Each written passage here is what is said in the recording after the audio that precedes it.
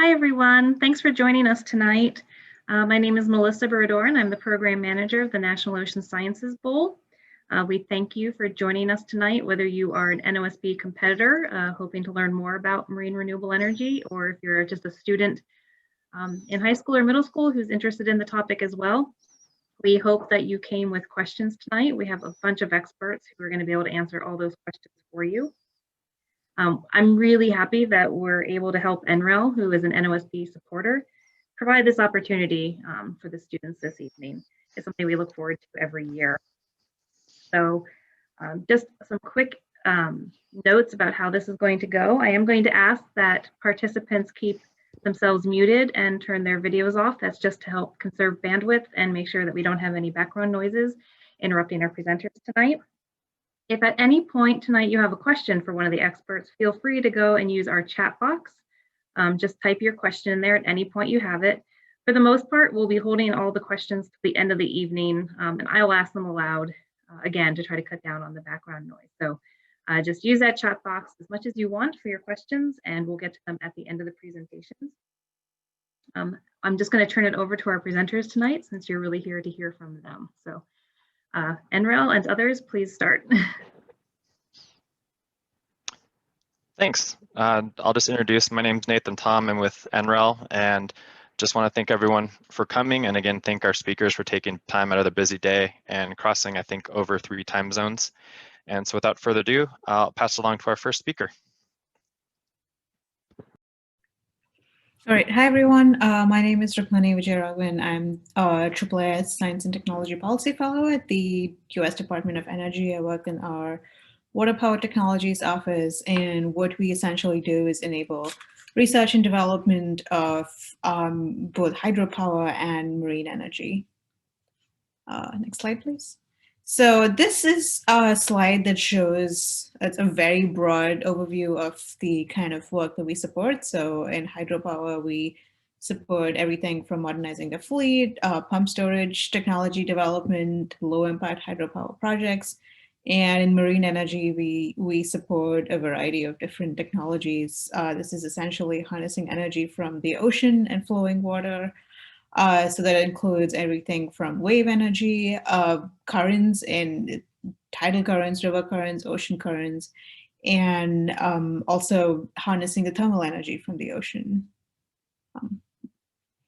Marine energy is a renewable energy source, but it is not as common as other sources of marine energy like hydropower, wind, or solar energy. For many different reasons. So it is a very difficult engineering challenge. Design and testing of these systems can be long. It's also difficult to install and maintain reliable systems in the ocean. The ocean is an extremely harsh environment. And also, since this is a relatively small and new industry, there are issues with figuring out the right technology or market supply chains. So to kind of think about creative ways to address these challenges and to make progress in deploying marine energy, a couple of years ago, our office launched this new initiative called Powering the Blue Economy. And this is an initiative to essentially understand the power requirement of sort of unique and specialized markets where marine energy has a key and competitive role compared to other energy sources. So this encompasses both sort of 2 broad categories. So that includes both power at sea, and this is essentially an energy source for all sorts of activities in the ocean, as well as for specific needs of communities, for coastal communities, including expensive power sources, disaster recovery and resiliency, and desalination. So our initiative, this initiative has 3 primary goals. One is to understand end user needs and effectively quantify the value of marine energy in these new or emerging ocean markets that are uniquely suited to marine renewable energy. The second goal is to accelerate marine energy technology readiness. So I mentioned before that this is an incredibly challenging technology to develop and deploy, but having smaller niche markets gives us an opportunity to experiment and kind of accelerate the overall technology timescales. And finally, the blue economy is a rapidly growing sector, and so enabling and supporting the energy needs of the sector that meet the various challenges in the blue economy and unlocking the potential of these new technologies is something that we believe is achievable in the near term. So the way we support these blue energy activities is essentially by investing in 4 major quadrants that are part of our portfolio. So this includes supporting effective lab and testing facilities, supporting startups and individual entrepreneurs through a variety of mechanisms, and of course supporting research and development in marine energy and marine blue economy markets, and supporting end users and adoption. So connecting to major market adopters, accelerating industry involvement through a variety of different mechanisms. And I'll go through what these vehicles are soon. Yes, next slide, please. So we use a variety of different funding mechanisms to support our various initiatives. We, of course, support foundational research and development. We also extensively use prize competitions, which I will talk about more in a little bit. We support small business innovation research grants. We have interagency agreements, in which are joint agreements with other federal agencies to support a variety of initiatives. And we also have cooperative agreements, and these are agreements with other organizations to support their research and development, as well as demonstration and adoption activities. Slide, please. So I mentioned prize competitions. The Waves to Water Prize is one of our prizes. So this is a 5-stage, more than $3 million contest, essentially to design, deploy, and test wave-powered systems that are capable of providing drinking water in disaster relief scenarios. And this is of interest for many reasons. For one, desalination in oceans is co-located with marine energy as a resource. And what we want to motivate and what our goals are to develop systems that are flexible in a variety of conditions, systems that can be deployed quickly for disaster relief scenarios, systems that can be shipped effectively for rapid deployment, and also systems that can actually deliver water of high quality without any without significant environmental degradation of the environment that these systems operate in. So this is an ongoing prize contest. We just recently closed the 3rd stage. We'll be announcing the winners of that stage soon. And we'll hopefully open the 4th stage in the coming weeks. And this prize will end with a test, with the deployment and test at the Jeanette Spears site in North Carolina's Outer Banks. Next slide, please. Another prize competition we have ongoing now is the Ocean Observing Prize. This is a joint prize with the National Oceanographic and Atmospheric Administration, NOAA. And this prize is to ask competitors to develop integrated systems that integrate marine energy systems with various ocean observing systems. The current phase of the competition specifically asks for self-charging autonomous underwater vehicles that can be deployed in hurricane monitoring systems. And the goals of this prize are to enable the collection of data, generate sufficient power from co-located marine energy resources, accelerate the commercialization of these systems, and also to grow a community of innovators to develop these novel systems. Next slide, please. So in addition to prizes, we also operate the Small Business Innovation Research Program, specifically through a topic for the co-development of marine energy technologies at smaller scales. This is a program that funds initial discovery research, as well as research for developing a prototype. And this specific topic is focused on developing marine energy technologies that are tailored or suited for specific end users in the blue economy. Next slide, please. So in addition to our prizes and other grants. We also work with other agencies in the federal government. So we recently launched a grant with the Economic Development Administration called the Build to Scale grant. This was a $4 million challenge specifically targeted on blue economy entrepreneurship and commercialization. We have also partnered with the US Navy to test marine energy devices in their tanks and in their resources. Next slide, please. So, oh, that's all from me. Thank you. And I'll take questions at the end. Yep, thank you. And I'll pass it over to Jeremy. Well, thanks for having me. So just to kind of get to the end of my presentation here quickly, start with the title, Marine Energy at the Poles, an opportunity or quagmire. And I definitely think it's an opportunity, and you'll hear about some of the other projects that are demonstrating that it's not just a quagmire here through the other speakers.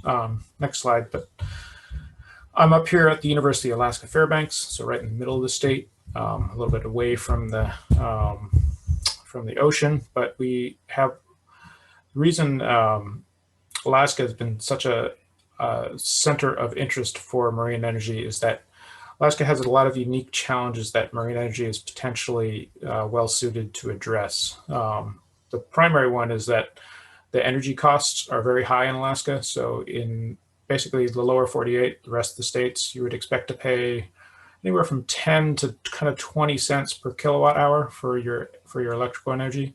Whereas in Alaska, it typically ranges from maybe 15 to all the way to $1.50 in some of the more extreme cases. A lot of that is related to the fact that we're a big state. So in the upper right here, you see the picture of Alaska superimposed on the rest of the US. And then that circle there indicates where we actually have an electrical grid that's connected. Every other community in Alaska, and there's about 300 or so of them, is pretty much not connected to that grid, except for Fairbanks, Anchorage, and then some communities on the Kenai Peninsula, and then a few communities in between there. So everything else is pretty much disconnected and running their own microgrid. And you also have to ship the diesel to those areas to get that electrical energy. So we've got big place, fragmented electrical grids, and then as many of you know, Alaska is known for its kind of harsh weather, so it's hard to get things to Alaska. We're also at the end of supply lines. There's a lot of stranded resources. So stranded resources in this case, there's oil, there's gas, but there's also a lot of renewable energy like wind, wave, tidal, and river energy as well. So those are kind of the challenges that make Alaska a potentially good place for marine energy. So we can go on to the next slide. So along with those challenges, there's also a lot of opportunity. Alaska has a tremendous amount of energy, up to 90% of the estimated US tidal current energy, 40% of the river current energy, and then potentially up to 40% of the US wave energy. So upper right here, you just see some nice graphs showing where there's reasonable wave resources. So along the Aleutian Trench there, and then the rest of Alaska coast, there's a ton of available wave energy. Down in the lower right is tidal, and then you've got some estimates of available river energy. And then just on the lower left here, looking at some of the different costs. So in a community where we'll hear about a little bit later, Igiugig, estimated cost for electricity there is on the order of $1.10. And estimates are that we can produce reasonable amounts of marine energy for significantly cheaper than that. That's why that one's highlighted in red. There's some other spots as well. Whitestone is a river project right in the middle, fairly near Fairbanks. Yakutat is a spot where there's potential wave opportunity. And all those red ones are areas where basically our best guess is that we can produce renewable marine energy at costs lower than what it costs to do that with diesel energy. So there's a lot of opportunity here, but that's not to say it's without challenges. So we can go on to the next slide. Okay, and skip on to the next one. Inadvertently left that one out, or left that one in there. So because of this opportunity, because of the economics, there's been a lot of projects in Alaska for marine energy. this is the list of the ones that I could come up with off the top of my head. It's about 10 projects. Put that in perspective, that's probably maybe at least a third of the deployments, marine energy deployments in the US have been in Alaska. The ones in black, there are ones that are kind of in the past. There's a couple projects on the Yukon River. Yukon is our biggest river. It's one of the largest in the world. There's a lot of potential energy there. Queejack River, there was a deployment. There's been a number of deployments there. I think Nate will talk about one a little bit later, but there was one by a company, BRI. There's also one in the Tanana River, which is another big river in the middle of the state. There's also potential interest in tidal as well. Cook Inlet is the largest tides outside of the Bay of Fundy in the United States. So it's a pretty tremendous resource there. And there's also Yakutat, which is a project that I've been working on now for a number of years, and they have a very good wave resource. So yeah, a lot of opportunity, and there's a lot of interest and a lot of work in the area. So we can go on to the next slide. So that's not to say it's not without issues. So upper left there is a picture from the Yukon River. There was a river turbine that was a pilot project now about 12 years ago. They connected to the grid in the community of Eagle, and they were actually powering the grid. So it was a pretty nice success story. But unfortunately, they had to end it early because hazard due to trees coming down the river. So that was kind of an unanticipated problem. It shut down the whole project a lot earlier than they had hoped. The other thing that can be an issue is, you could guess this right away thinking about Alaska, but ice is an issue. And ice can be an issue for a number of reasons. Lower left here is just a picture of the velocity in the Tanana River, where I do a lot of work. And so there's ice on top of it when these velocities were measured. And so ideally you would see velocities above 1.5 meters per second. In the winter, the water levels drop. Basically everything's frozen up. And so rivers have a lot less energy. And so here in that site, there was velocities below 0.6 meters per second or second. So basically a third of what you would want to see for producing meaningful amounts of power. The other issues, there's surface ice. This is actually a picture from Queejack River, where Orpc is deployed now. Frazzle ice as well. So frazzle ice is a type of ice that forms in the middle of the water column when you have basically super cooled water, and then it nucleates and then can float stuff. So that can cause problems as well as just having ice on top of your turbine or lower velocity because of the ice and the freezing. So yeah, lots of issues, but I think those are all they can be overcome. So on to the next slide. The other issue that you think about when you think about Alaska is fish. And so, so far, there hasn't been any indication that turbines negatively interact with fish, but that's one of the questions that we're hoping to answer. So we've done quite a lot of work on measuring fish in the middle of a river. These are big rivers, they're hard to work from. A lot of them you can't see things, so you have to come up with innovative methods for quantifying fish and fish injuries. So that's another big issue. The other issue here is cultural. A lot of the villages where marine energy makes sense are highly dependent on these fish resources. So you really have to make sure that the community is walking hand in hand with the project and that they're aware of potential issues. They're invested in it and they want to see it work and they understand. Ultimately, we hope to show that there's no ill effects of these technologies, and you want the communities kind of moving along in that progression with you. So we can move on to the next one. So where else do these ideas potentially apply? So it's not just the Alaska and Arctic we're talking about. The Arctic as a whole has over 1.3 billion people.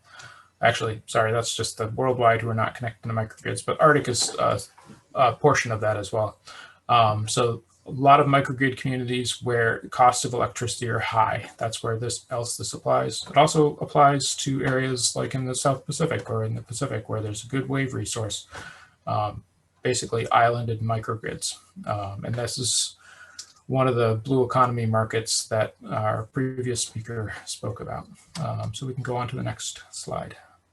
So looking circumarctic, this is basically a map of all the electrical grids, and some of them are bigger. You see these highlighted regional power grids, like in Alaska here. That's basically Anchorage and Fairbanks and the communities in between. And then there's some scattered regional grids around the rest of the Arctic as well. And then all the dots here are individual communities that are not connected to any regional or bigger grid. And so that's quite a lot of people living without access to what you would think of as a electrical transmission system. And because of that and the issues that I highlighted earlier, electricity costs are often fairly high in these communities. And so marine renewable energy is potentially one means of providing power in these communities. Okay, on to the next slide. So just to summarize, it's not a quagmire, I don't think. I think there's a lot of opportunity there. It has to be done thoughtfully. There's technical challenges that need to be considered up front, and it has to be kind of handled realistically. But I think those challenges are things that can be solved. So overall, Alaska communities and applications are potential early adapters. That's why you've seen so much activity here. There's a large resource potential, and what I've got in quotes there, favorable economics. Basically, the cost of power via standard means, diesel generators, is pretty high. So marine energy can compete in those situations. And then this was kind of highlighted by that discussion of the Powering the Blue Economy report. The national US focus is definitely shifting to these blue economy applications. So that's definitely in Alaska's favor and the Arctic as a whole. And so there's numerous isolated communities here, and then other blue economy markets such as ocean observing, shellfish, aquaculture, mariculture, all sorts of interesting stuff going on up here. Okay, and I think that's it. Yeah, thanks, Jeremy. And next up, we'll have Nathan. All right, thank you. It's a pleasure to be speaking to everybody tonight. Really appreciate the opportunity to speak. And I think Jeremy did a great job actually of setting the table for my discussion. I'll try to move through it quickly so we can reserve some time at the end for questions. So what you see on this cover slide is actually ORPC's RivGen power system that is on the surface prior to being submerged in the Kvichak River in Igiugig, Alaska. So I'm going to talk a bit further about that and other projects, and certainly worth noting that this device is now the longest operating device of its kind in the Americas. So something we're proud of, and I think a lot of other folks involved in this project are very proud of as well. Next slide.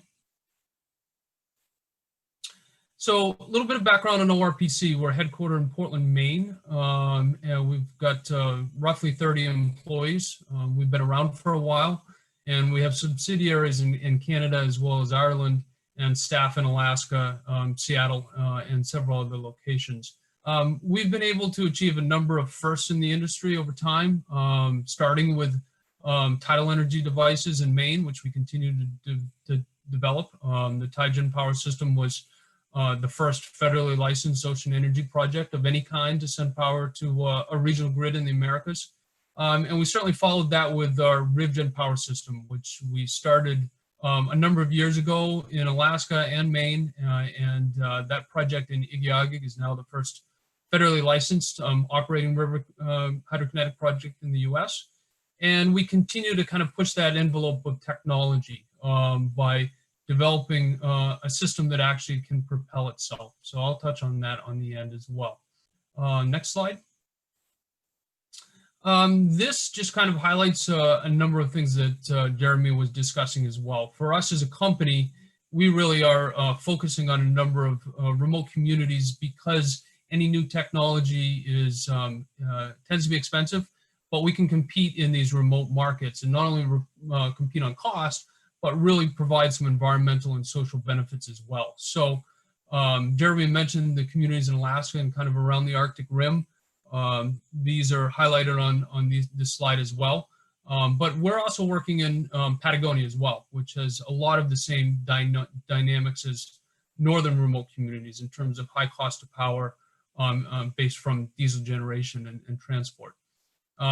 Many of these locations are near tidal or river resources. So it actually is, when you couple it with some of the challenges with solar and wind in northern climates, it's a really good alternative and it has a lot of benefits. Next slide.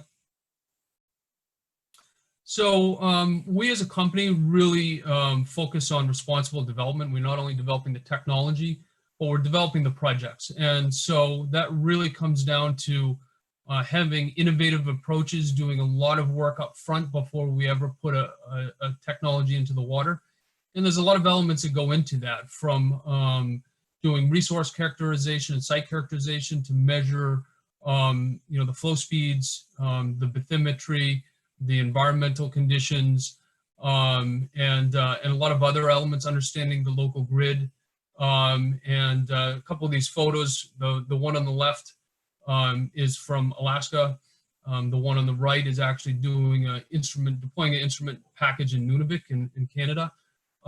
So these are harsh conditions, but underlying it all is really working very closely upfront with communities, being very transparent, and making this as much about their project as it is ours. So that's something we spend a lot of time, and it's really fundamental to any project that we would do. Next slide. So moving quickly, wanted to provide a little bit more background on our project in Igiugig, Alaska. And there is a link on this video, so hopefully when Nathan sends it out, folks can watch the video in more detail, because it certainly provides a great perspective from the community. But as I've mentioned, we've worked with Igiugig for a number of years. It's a terrific partnership. It's a native community. Igiugig is located about 250 miles southwest of Anchorage at the outlet of the largest lake, Lake Iliamna, in Alaska. And the river, the Kvichak, drains to the southwest to Bristol Bay. So the river itself and the lake are culturally very, very important. The community has subsistence fishing that relies on the river. And certainly there's a commercial fishery in Bristol Bay as well that is very important to the state and the region. All that is put at risk by having diesel generation that results in very high cost of power, but also flying that diesel into a community where their greatest resource is located in very close proximity to where those planes and where that fuel is stored. So to them, it's really this initiative to find alternatives and to investigative hydrokinetics has been driven front and center by them. This project, as I said, has been operating since 2019. And it has been collaboration with a number of entities, including a number of entities on this presentation tonight: NREL, PNNL, University of Alaska Fairbanks, and University of Washington, among others, for different aspects of this project in Igiugig. Next slide. So quick highlights, kind of where we are now. This device has been deployed since October of 2019, so over 16 months. Over 10 million rotations of the device have occurred.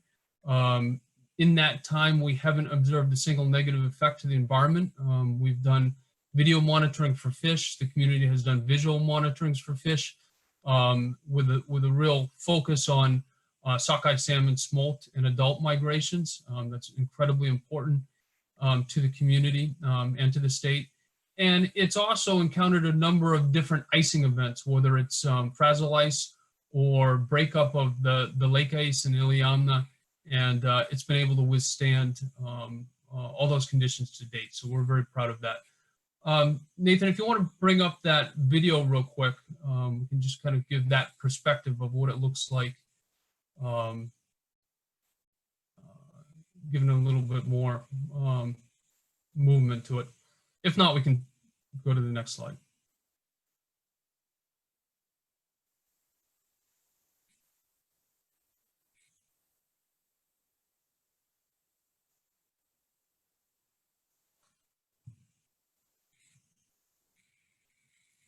Great. So hopefully folks can see this. This is a drone video that was taken by the community in April of last year. So you can actually still see some of the ice moving through. This unit is about 40 feet wide, and it provides about close to half the community's power needs. This year, we're actually in the process of building the second device, and it will be coupled with an energy storage system that will enable the community to go fully diesels off and regulate the diesels just to back up emergency purposes only. So exciting developments moving ahead, and we really look forward to getting back out there in the field and implementing those new additions to the project. I think that's close to the end. Yep. So just hopping back to the presentation, I think there's only 2 slides left.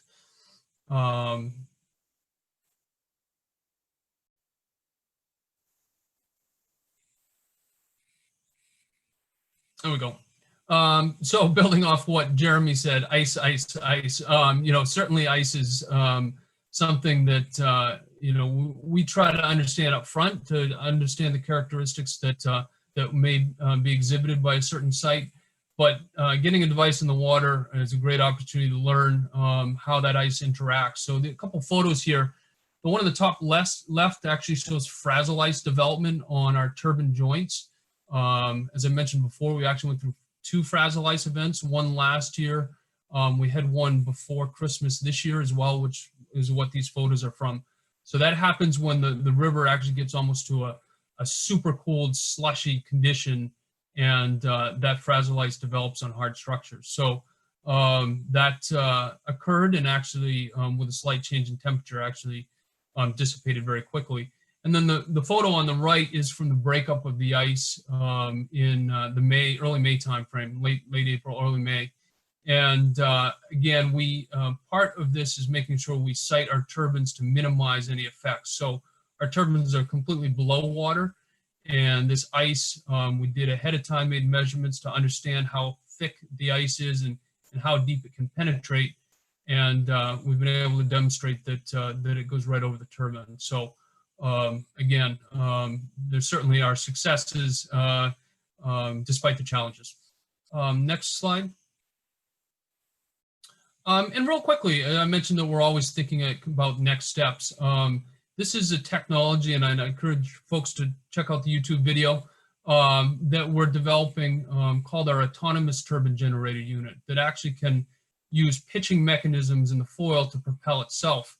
And we think there's a lot of applications for this technology. We demonstrated in the lab environment as well as sea trials in Maine this past fall. So this device can propel itself to a location, harvest energy, and then move to another location, dissipate that energy, kind of like a honeybee. And we think there's a lot of applications in the Arctic for subsea sensing networks, et cetera, and scientific collection. And so I think that the possibilities from renewable energy and hydrokinetics are very exciting, and encourage folks to check this out further and follow us as we go along on this journey. And I think there's just a closing slide there, Nathan, and I appreciate everyone's time, and hopefully we can have some time for questions. Thank you. Thanks, Nathan. And next, we're going to have Molly. Whoops, sorry. Hi there. Thanks so much for the opportunity to talk to you all today. My name is Molly Greer. I'm an environmental engineer working at Pacific Northwest National Lab and also calling in from Alaska today. I wanted to talk to you today to tell you a bit about our work in investigating how to power Arctic observations with marine energy. So the last presentation also kind of teed up that topic as well. So next slide. So first, scientific measurements in the Arctic are necessary for improving climate models. We currently have a lot of data gaps in things like how big the waves are in the Arctic, how much mixing is done in the layers of the ocean in the Arctic, or even how the Arctic is changing. Understanding these scientific questions and others can give us a better understanding of the whole Earth system. Currently, gathering these measurements can be costly. Special ice-breaking ships are needed to reach the area, and then once scientists get there, they deploy instruments, or rather they toss them off the boat and into a difficult environment. The battery life of instruments can be a limiting factor in collecting data, and this is often worsened by the cold. Next slide. Go back one. Okay, imagine you are this yellow instrument trying to collect information about the size of the waves. As you drift in the Arctic Ocean, you're faced with these pieces of ice hitting you repeatedly, as well as very cold temperatures. Your battery is slowly dying, and you're worried the ship won't find you soon enough to be collected, and you'll be left to forever drift in the Arctic Ocean. Fear not. What if we could recharge your batteries with the energy of the ocean, and perhaps a little extra power, we could use more power-hungry sensors that might be more durable to these kinds of conditions. Next slide. So at the national labs under the Department of Energy's Powering the Blue Economy initiative, as you've heard lots of times, we get to explore possibilities for what it might look like to generate energy for small scale uses, such as powering scientific instruments. Generating energy from the ocean can take a few forms, as you've seen today. Most commonly, we're talking about generating energy from the motion of the waves or currents that are generating as the tide rises and falls and pushes water through constricted channels. In this project, we're evaluating what kinds of power sources there might be in the Arctic, which could also include things like salinity gradients, generating power from freshwater to saltwater, or temperature gradients. Next slide. So as an example, the Arctic is full of drifting ice that persists for months or years. Could drifting ice flows provide a platform that a turbine could be attached to? Imagine a turbine that looks like a wind turbine, but now upside down and under a drifting piece of ice. Next slide.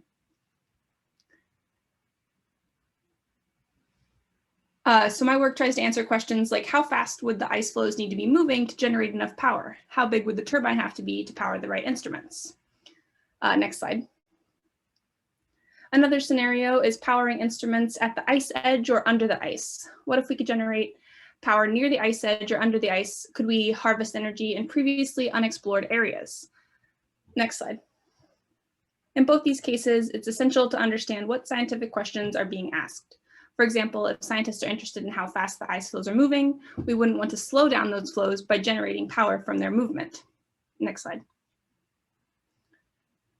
In these cases, we are exploring the opportunity for a device to be recharged by marine energy. Perhaps the instrument is autonomous, but could dock with a charging station when it is running low on power. For this kind of scenario, we would need to evaluate things like whether or not the recharge station would be permanently installed or would need to be deployed and recovered, as well as need to be deployed and recovered just like the instruments would be when scientists travel to the Arctic to collect data. Next slide. So if we can design around these difficult design conditions, as mentioned in all of the presentations here today, there may be an opportunity to better study the Arctic environment. Ultimately, creating devices for polar regions could provide space for innovation in marine renewable energy, as well as increased scientific understanding. Next slide. So I just want to say thanks, and if you have any more questions, feel free to also reach out by email, which I listed there. Thanks. Thanks, Molly. And then we'll turn it over to Jill. Good evening. My name is Jill Brandenburger, and I'm also at the Pacific Northwest National Laboratory with Molly. So although I'm not in Alaska, I'm located in Seattle, and I'm an oceanographer here. And really my job is to help take all those measurements that Molly and everyone else have talked about in the ocean and look at how they impact our national security, and then inform the scientists and engineers what types of observations we might need to fill our gaps and understand more about what the future looks like and how it might impact our national security. So if you go to the next slide, I think Molly set the stage really nicely about some of the data gaps that we have in ocean observations and some of the challenges. When we think about how the changes in the Arctic are impacting our national security, we often say, well, what do you mean? How is climate change truly impacting our national security? So I wanted to walk you through a couple of examples. And here on the left, the rate at which the Arctic Ocean is warming is about double all other regions of the world. And so the ice change is dramatic. And we have the opportunity for additional sea transit lanes. That's what the colored lines are. So the northern sea route is in red, and it takes quite a bit longer, about 6 weeks. In green, as the ice starts retreating and going back, you might be down to 2 weeks of transit. And this is a big deal for a lot of shipping companies. And so just access alone to the Arctic is presenting a national security challenge. We don't know this area. We don't have it very, very well navigated. And there are resources here that now will be opened up to the world. And so there's a lot of discussions being had about what are the impacts of the retreat of sea ice in the Arctic, and how will we predict them? How will we measure them? And so we talk about impacts in terms of both direct impacts, where the physical changes are directly impacting, let's say in this case, passage, or indirect impacts, where opening up of the passage might create or take away opportunities from the cultural systems that are around that region. So I wanted to walk through a couple of examples to give you an idea of what it might look like in the future. Climate change in the Arctic is now considered a threat multiplier. And so some of these social and cultural systems that might become unstable because they rely on subsistence fishing, let's say, in the Arctic, might be a reason for us to focus on the potential threat impacts in the Arctic. So if you go to the next slide. So here's the first example. This is a physical impact, so a direct impact. So if we have conditions that are coalescing, we have the permafrost is thawing as the temperatures warm in the Arctic. We have decreasing sea ice, which actually protects the coastline during especially the spring season when the waves are really high. So when that ice is gone, you get accelerated coastal erosion. Plus you also have rising sea levels. When you combine all these things, this accelerated coastal erosion can impact infrastructures that are important to our national security. What you see here in the picture is a DoD early warning radar site. So that's a Department of Defense warning site that is used to be able to detect aircraft coming in across the Arctic, in particular Russian aircraft, and it was used in the Cold War in particular. And being able to have these sites up and running is really critical to our national security. So when they're teetering on the edge of falling into the ocean, it becomes a concern to our national security. This is an area where we need to be able to predict how quickly will the coastal erosion accelerate. Where do we move these sites? Do we move them in 10 feet? Do we move them in 20 feet, 30 feet? We need measurements to be able to understand how quickly those changes are accelerating. And that's where we rely on some of the energy that Molly and others have spoken about that is generated here in the Arctic and could be able to provide us with additional ocean measurements on how quickly the waves are increasing, how quickly the ice is retreating. Next slide, please. So the second example is one of indirect impacts. So indirect impacts, in this case, look something like, as the ocean conditions in the Arctic warm, fishery stocks will move into different regions of the Arctic. And as those fishery stocks move, so will the fishermen, so will the wildlife that need that fish. And now you have a chance to have conflict. The Arctic really isn't that big of a place. So as fisheries move and fishermen move and polar bears move, we have to figure out how to understand these changes and the impacts on the different parts of the human and earth system, is what we refer to it as, that need these different resources. And one might say, we would never have a fishing war. That's just crazy. The reality is we've already almost had one. So as we consider the impact of these changes on fishery stocks, we have to look at the way in which we are approaching governance of the Arctic region as well. So this would be another example then just of the indirect impacts, where the physical changes are creating a societal change, and that leads to an impact. Next slide. So finally, one of our jobs here, as Molly and others have spoken about, is once you harness that ocean energy, what are we going to build as far as sensors? You saw lots of examples of challenges But this is where the next generation, this is where all your future intellectual research could go into figuring out where do we need to make these measurements and how do I create sensors, both autonomous sensors as well as fixed sensors, to be able to understand those measurements that fill those gaps and prevent us from being able to predict what the future might look like. We look forward to seeing all the great things that you guys will develop. Autonomous systems are certainly the wave of the future, and being able to incorporate in artificial intelligence and machine learning into identifying gaps and utilizing all the great data that this ocean energy could provide is an area that I think the future is quite good. So some of the areas that we're looking at now already are the autonomous sensors under ice, above ice, as you heard from Molly, and even coupling with aerial.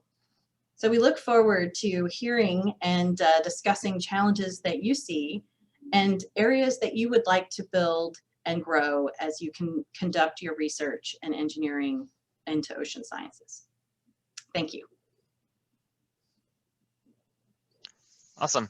Thank you, Jill. And now we'll pass it over to David. Great. Thanks, Nathan. Thanks, Jill. Go ahead. Next slide, Jake. Nathan. So hi, I'm David Green. I'm an environmental engineer like Molly. I'm based, however, at NREL in Boulder, Colorado. And I'm going to talk about a project that is not exclusively an Arctic located project, but as Jill was just discussing some changes, it may be something that will become more of an Arctic issue going forward. What I'm talking about is a project that we call a seedling project, where a small amount of money was allocated for just a very high level approach of addressing some questions. So what I'm reporting on is really just the result of just a year of grabbing a few hours here and there to see if there's anything worth exploring further on this topic. What we're looking at is aquaculture, and the questions that we addressed are what I'm showing here. What is the state of aquaculture in the US and globally? What are the energy demands of aquaculture? How are these demands met conventionally?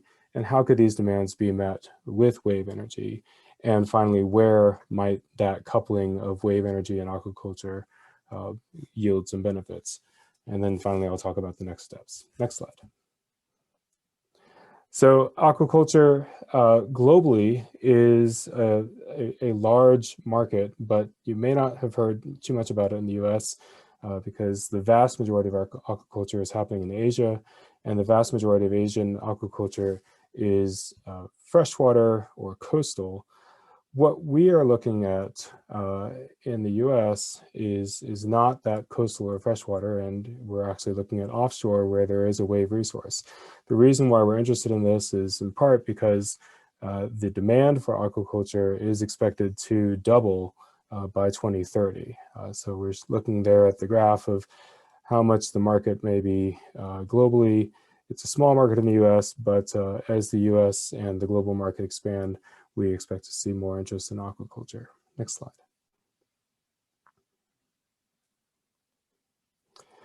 So the kind of aquaculture that we were interested in for this study is what we're calling cage farming aquaculture, where you will typically have fish kept in pens. Those pens are managed by a feed barge or a service barge that provides power. It provides blowers to send food into the pens. It provides housing quarters for staff. It is the interface for transferring products to and from the pens. So we quickly realized that we could focus on these feed barges as the focus of energy in aquaculture. And conventionally, these barges are getting all their power from diesel generators that are running 24 hours a day. Next slide. Looking at the energy use at these facilities, you see that over the course of a day, you will see a spike in the energy demand when you turn the feeding system on. and then it drops back down to a base load of just providing energy for the housing quarters and lighting in the off hours. But even though you've got this spike in energy use, just during the working hours, the generators are running 24/7 to provide the energy. So we are wondering, can we find a better way to provide energy for these systems? Next slide. And what has emerged just in the past couple of years is a new fleet of barges that are equipped with a battery pack and a power management system, so that you can actually be trickle charging the batteries while you're running the generators. And then in the off hours, when you don't need the peak power to provide power for all the feeding systems, you can turn the generators off and you can power all of your housing off of the stored energy in the batteries. This provides a platform for us to look at how can we provide that power to begin with. If not from a diesel generator set, can we provide it from renewable sources? Could be solar, could be wind, but our interest is, can we provide this power with wave energy? Next slide. So the question that we took was understanding how much power these systems need. We came up with something in the range of 20 to 40 kilowatt hours, kilowatts as a power supply. We could then do a geographic information system analysis where we looked at maps of interest and mapped factors of concern: the bathymetry, the wave height, wave power density, current velocities, restricted areas, ports, and offshore. Overlaying the maps of all of these areas, we came up with red zones where we thought that at a very, very coarse level, these are areas where it may be possible to have enough of a wave resource to provide 100% of the power for these aquaculture systems. Next slide. So going forward, what we're looking at is trying to improve the granularity of that resource assessment, not looking at the entire coastline, but focusing and drilling down into specific case studies of specific locations, understanding what the wave resource is at these established locations. Understanding that there can be a disconnect or a conflict between you don't want to have aquaculture happening in a place where you have a large wave resource or a current. So can you find a sweet spot where you can have enough of a resource to power, but not enough to overwhelm the aquaculture operations? Other things that we're going to explore, we want to actually look at what kinds of wave energy devices might work integrated with the feed barges. We want to expand the assessment looking at the next generation of offshore systems. This picture on the right is one of the larger deployments, the Ocean Farm 1 from Salmar, where it is a mega scale aquaculture operation. Also may be able to look at the impact of noise reduction, because if you're not running the diesel generator for 24 hours a day, not only does that possibly improve living conditions for the humans, but it may also improve conditions for the fish, not having the noise and the ambient noise in the system. And then finally, we may also expand this to look at the whole system of aquaculture. So we're looking at the transportation, we're looking at the onshore facilities, and how can those all interact together to have a better energy system. Next slide. Yeah, thanks, David. Yep. Appreciate that. And now we're going to pass it to the last speakers of the night, Aiden Levi.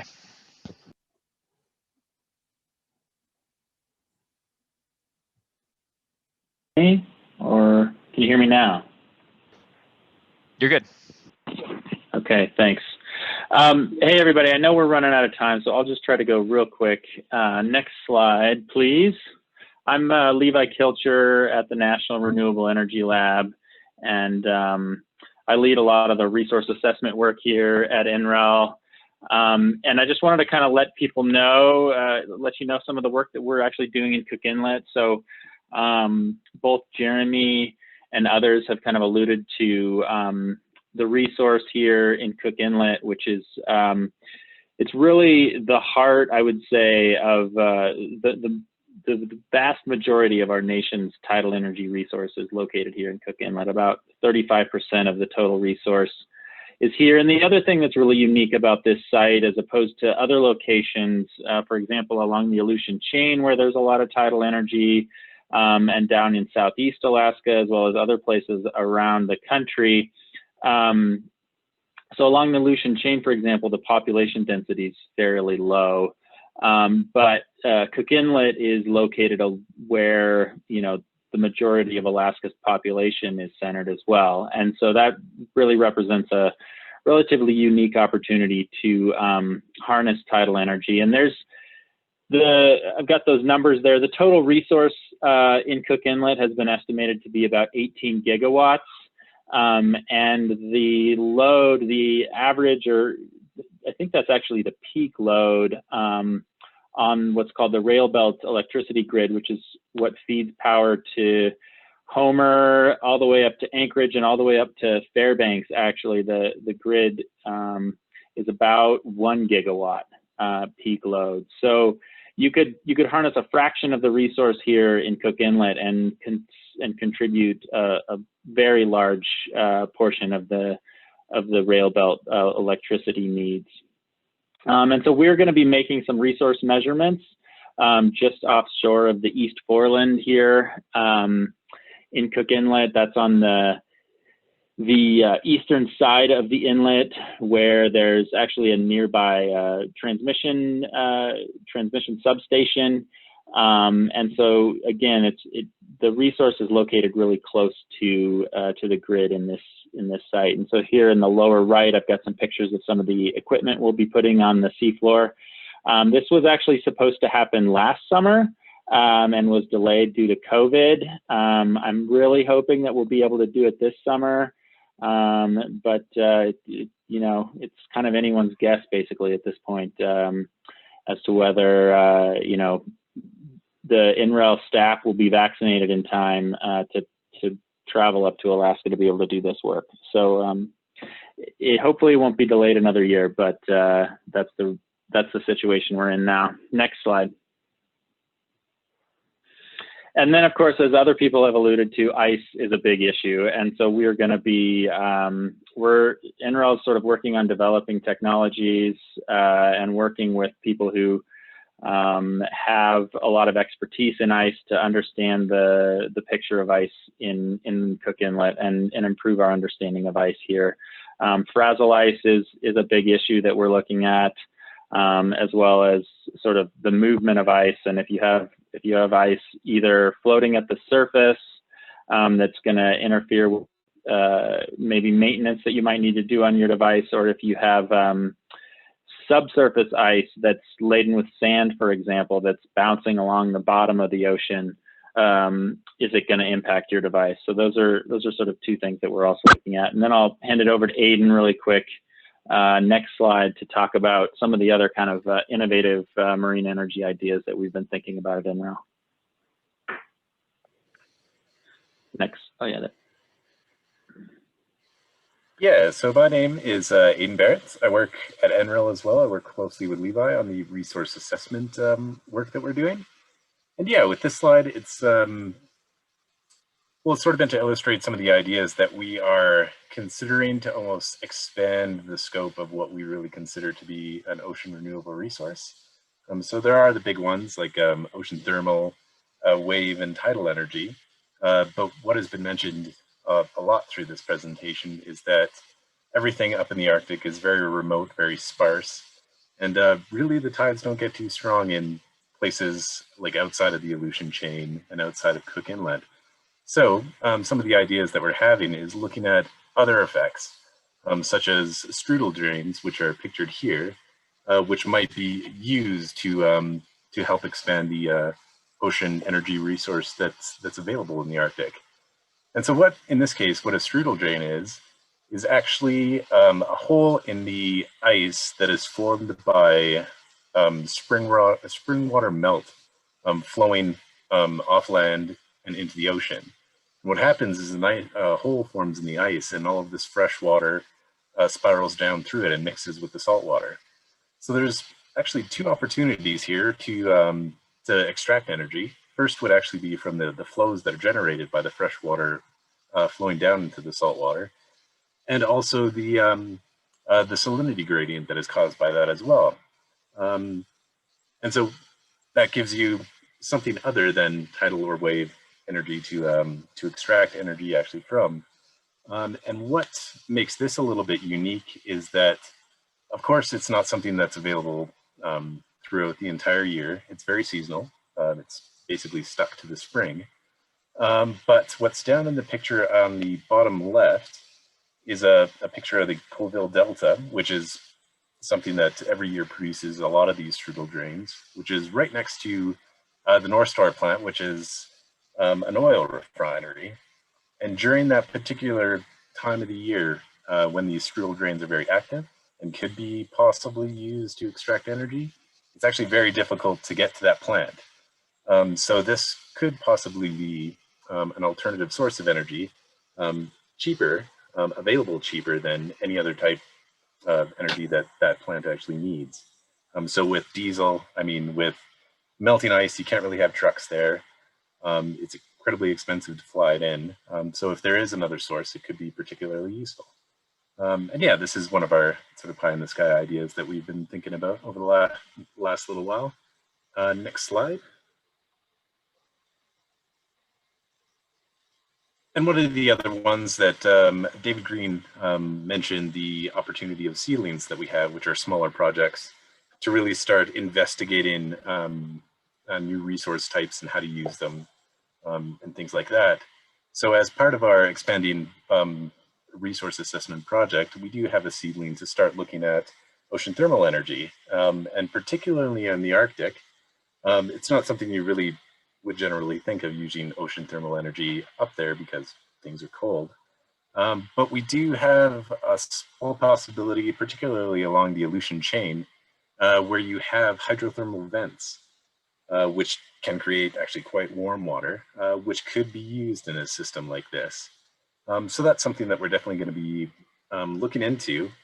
And as part of what David is trying to do and what others are trying to do, this could be something that is combined with other available resources to help provide more electricity in very remote areas to help a lot of monitoring and quite a few other industries up in the Arctic.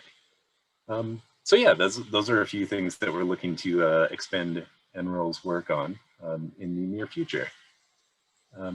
Yeah, and I think that's just about it for me. Great. Thanks, Levi and Aiden, for wrapping that up for us. So we appreciate everyone hanging in there with us. We're a little bit over time, but I'm sure our speakers, if there's any questions available, would be happy to stick around a few moments and try to ask them or answer them. Yeah, so just a reminder, if you have any questions, please type them in the chat box.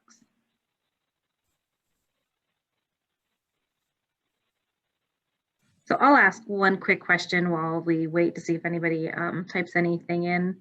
Many NOSB students are certainly interested in ocean science careers and definitely can see the applications of everything you spoke about tonight, but could one or two of you explain how those maybe with interests outside of traditional marine science careers could work in the marine renewable or blue energy sector?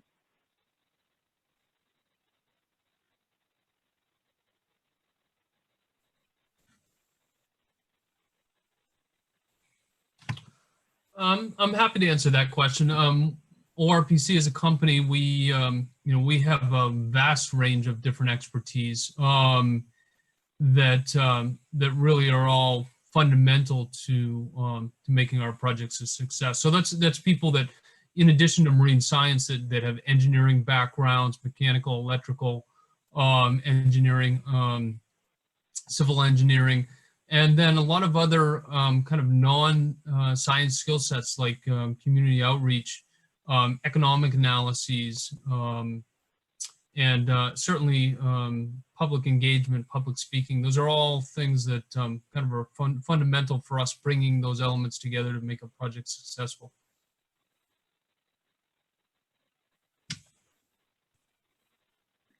Let's see, we have a question. Actually, I can. Oh, go ahead. I'll let you answer that before I get to the No, next. I was just.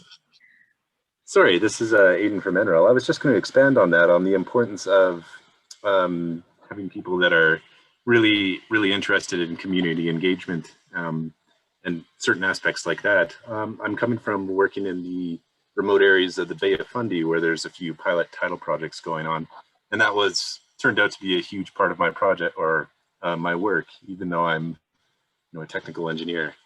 So yeah, I was just seconding that, how important that is.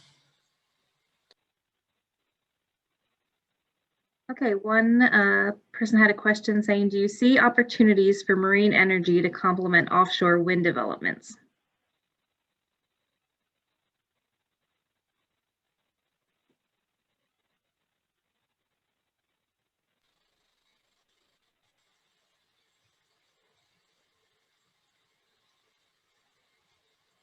This is Jeremy. Yeah, I can jump in there. They are actually complementary in some ways. If you think about it, if the wind, the wind, a bit like solar, it can die off pretty quickly. But the waves that are generated by that wind actually tail off quite a bit. Takes quite a bit longer time for them to tail off. So in that sense, it would give you more time, especially if you're talking about a microgrid, to spin up other generation assets. So yeah, they can definitely be complementary in some sense. This is David. I'll add that there's certainly interest in having multi-use platforms or hybrid platforms, and maybe taking advantage of the infrastructure that would be supporting offshore wind or wave energy systems. So the cabling, even possibly looking at energy storage systems that might provide storage for both of those. So there is potential complementary effects there as well.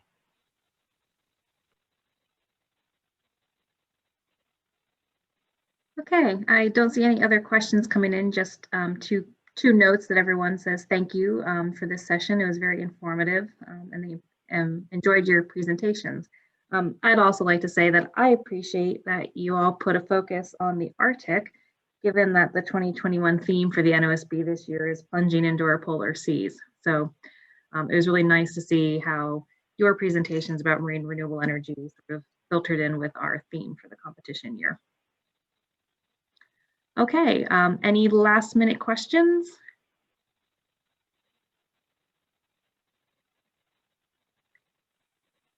Okay, I don't see anything else coming in. So yes, I'd like to thank our presenters again.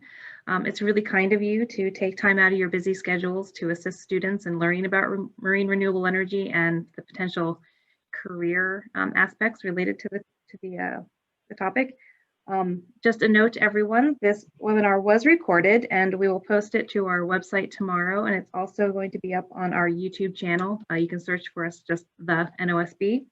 It'll be up there, and we hope that you will share it widely with others that you think would be interested in the topic. So thanks again for everyone who presented tonight and for all those who joined us. Have a good evening. Thank you. Thank you. Thank you. Thank you. Good night. Thank you, everyone.